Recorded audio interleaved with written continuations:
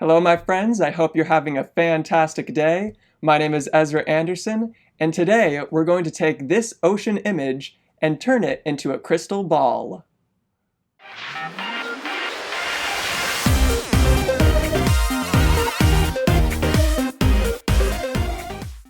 To make a crystal ball, you can use any picture that you want, but if you'd like to follow along with the same photo I'll be using, I'll leave a download link in the video description. The first thing we need to do is duplicate our photo, which we can do by pressing Command or Control J. Then we're going to make a circle, which we can do by clicking and holding on the rectangle tool here, and then selecting the ellipse tool. Then while holding down Shift, you can click and drag to make a perfect circle. If you'd like to move it, just hover your cursor on any of the edges, and then you can reposition the circle. Next, we'll select the Move tool, which we can do by pressing V on the keyboard, or you can select it up here. Then we'll select our duplicate copy of the background layer. We're going to resize this layer so it touches the edges of the circle.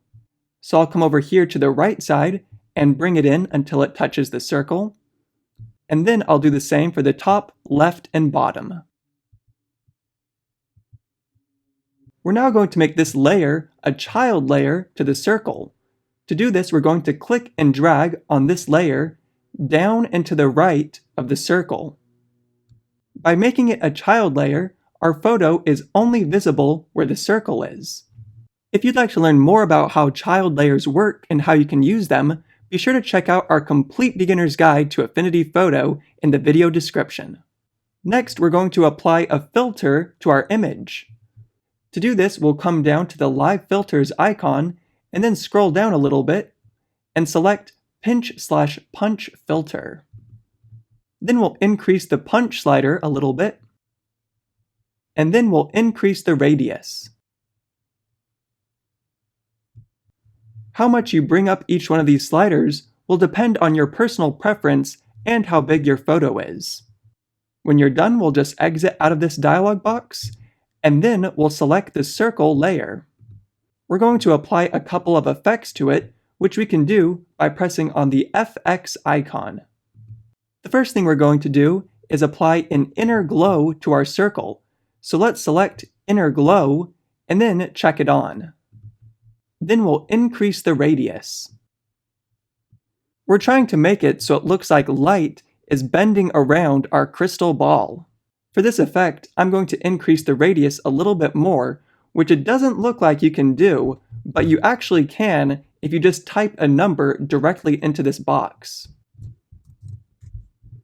I'd say that's big enough, but it's looking a little too strong, so I'm going to decrease the opacity so it's less visible. I'm also going to add an outer glow to my crystal ball. First, select Outer Glow, and then check it on. Then we just need to increase the radius and decrease the opacity. Now it looks like there's a little bit of light reflecting off of the crystal ball. We're all done with the layer effects, so we can exit out of this box. If you ever want to go back and modify any of your glows, all you need to do is press on the FX, and then you can change the sliders however you want. Then when you're done, you can just exit out of the box again. Next comes the fun part of this effect. We're going to continue adding light to our crystal ball by painting directly onto it. This is when you can really use your creativity to make different stylistic choices to your crystal ball. To paint light onto our ball, the first thing we need to do is add a new pixel layer, which we can do by pressing on this icon down here. Then we'll press B for the paintbrush. If we start painting right now, you'll see our paint goes everywhere. So we need to make our pixel layer a child layer to the circle so it will only be visible where the circle is. To do this, we're going to drag the pixel layer down and to the right of the circle. Now our paint will only be applied where the circle is. I don't really like the way this paint is looking right now though, so I'm going to press E for the eraser and then erase this paint. Then I'll press B to get back to the paintbrush. For my crystal ball, I'm going to add some shadows on this side of the ball and some highlights up here at the top right.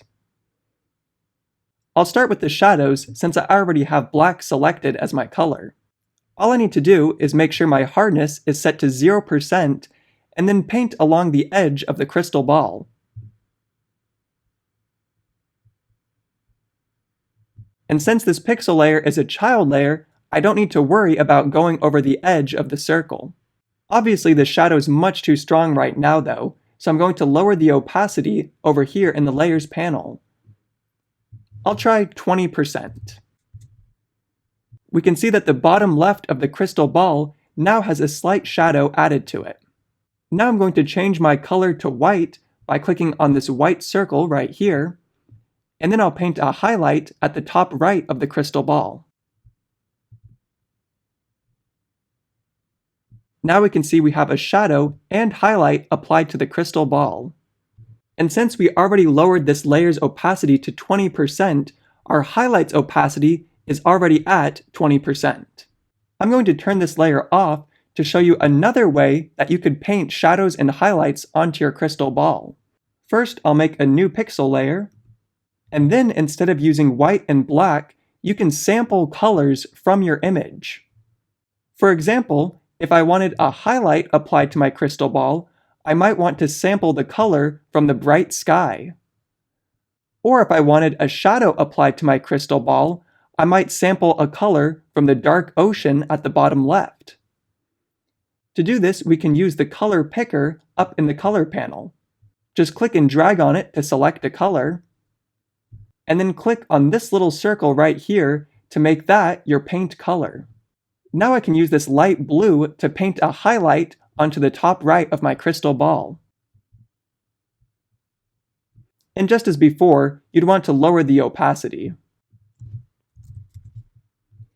Then I can click and drag on the color picker to sample a dark ocean blue and apply it to my paintbrush by clicking on the little circle. Then I can paint this dark blue for my shadow.